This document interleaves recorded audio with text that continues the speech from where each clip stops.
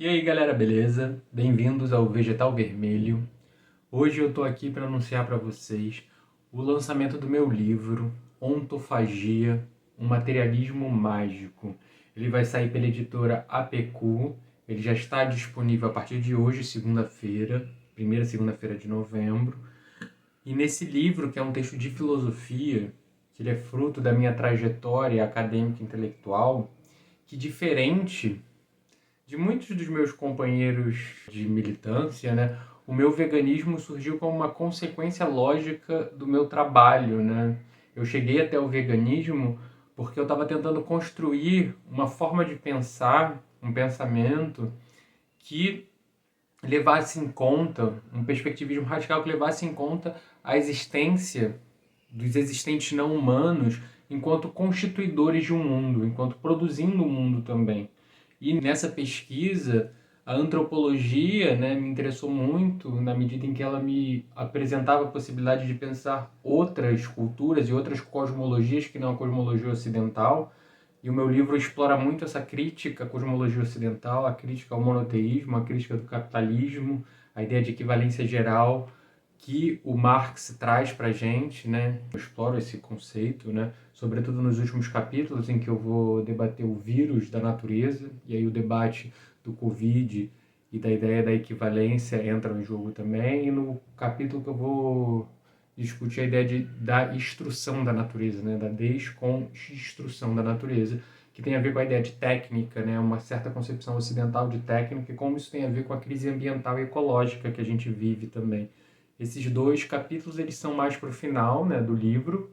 E no livro eu tenho um capítulo sobre o conceito de magia enquanto um modo de ação política. Tem a ver com esse esforço decolonial de pensar um perspectivismo dos existentes não humanos, né? O meu livro fala muito também de antiespecismo, de veganismo, né? Tem um capítulo, que é o 7, que se chama Comunismo Cosmológico 1, Bartleby, um ciborgue vegano. Eu vou ler para vocês o comecinho desse capítulo e eu vou também, nas próximas semanas, eu vou fazer um capítulo, um vídeo para cada capítulo, um vídeo para cada debate, para a gente conversar. E em breve, né, daqui a mais ou menos um mês, eu vou fazer uma live para tirar dúvida de vocês, para a gente conversar sobre o livro, se vocês leram e não entenderam alguma coisa. É bom ressaltar que é um livro de filosofia, que coloca questões, não é um livro que se propõe a ser um livro de divulgação científica, propriamente é um livro que eu estou articulando as coisas que eu estou pensando, as ideias, de maneira complexa, né? É um livro que vem da minha trajetória acadêmica, que eu estou compartilhando com vocês aqui, e que muito do que eu falo no meu canal está colocado de maneira um pouco mais articulada nesse texto, né? Eu vou ler aqui para vocês o começo desse capítulo, Comunismo Cosmológico, Bartleby, um ciborgue vegano. O mundo liberal se organiza a partir da ideia de que o indivíduo pré-existe ao coletivo. O liberal médio, que para nós é humano individuado neste mundo monovalente dos supremacistas, pensa primeiro na sua vida privada e no funcionamento da sua casa, para depois pensar no seu bairro, depois na sua cidade, no seu país, até chegar ao mundo enquanto totalidade e soma de indivíduos. O atomismo sem inclinamento, sem o desvio que faz com que os átomos se choquem e escapem à queda paralela em linha reta. No interior do comunismo cosmológico, um perspectivismo antiespecista em certo sentido, a bruxaria ontofágica e o materialismo mágico que proponho aqui, o percurso é inverso ao percurso liberal. Partimos do coletivo, dos encontros que fundam o nosso cosmos, para só depois chegarmos à nossa existência individual. O veganismo radical e popular, movimento pela libertação dos animais e contra a posição do humano como centro de mundo, é um exemplo de movimento que, por essência, tem de ser antiliberal e anti-individualista para realizar plenamente o seu projeto de exterminar o projeto supremacista. Portanto, exterminar o projeto de projeto. Os vegans partem de uma luta pelos outros que antecede, que transcende a sua individualidade e a sua existência local. Esta perspectiva parte dos animais para, apenas depois, chegar às vidas da nossa espécie e só depois às nossas vidas. O seu projeto mais radical é, neste sentido, destruir a própria oposição entre os humanos e os animais e mostrar a sua performatividade.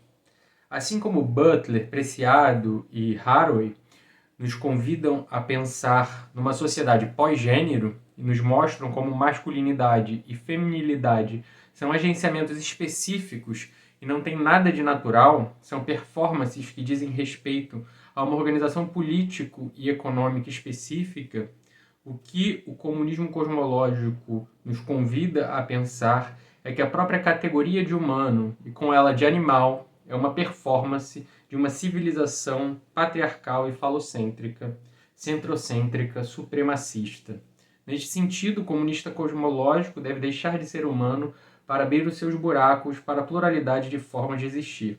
A perspectiva antiespecista deste comunista parte da natureza, da artificialidade da natureza que rompe com essa barreira entre o natural e o artificial, como mostrarei adiante, e da coletividade dos existentes, da natureza enquanto coletividade dos existentes humanos e não humanos, vivos e não vivos, para depois chegar na existência humana, demonstrando uma forma de operação que rompe com aquilo que Marx nomeou como a equivalência geral.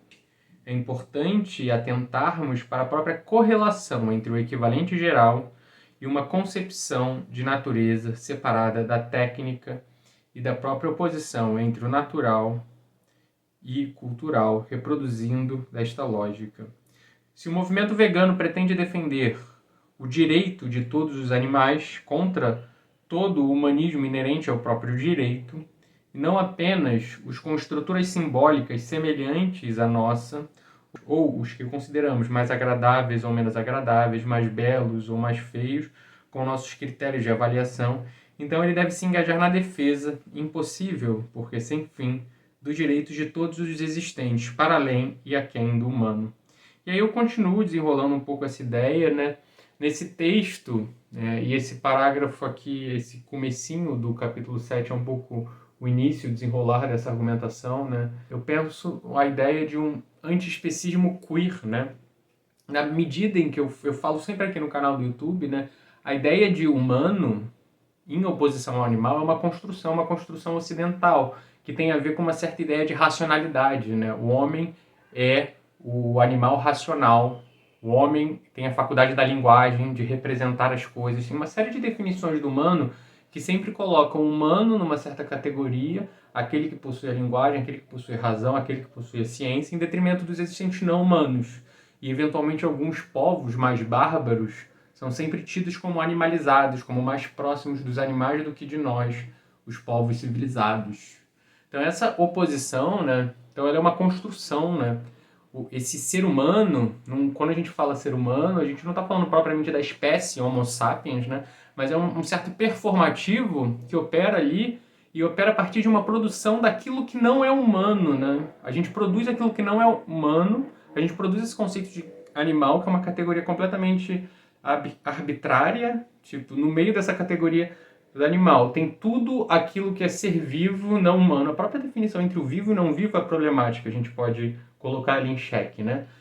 Mas a gente coloca a abelha, o jacaré, o crocodilo, a onça, uma barata, uma ratazana, tudo numa mesma categoria, porque a gente vai usar como critério dessa distinção ter uma determinada concepção de linguagem, de ter uma razão, de ser capaz de representar de uma determinada forma. A gente estabelece critérios que são do homem ocidental para determinar. Por isso que determinadas civilizações que não atendem os critérios ocidentais são tidas como bárbaras e menos civilizadas, determinados animais são tidos como inferiores porque não possuem essa ou aquela faculdade.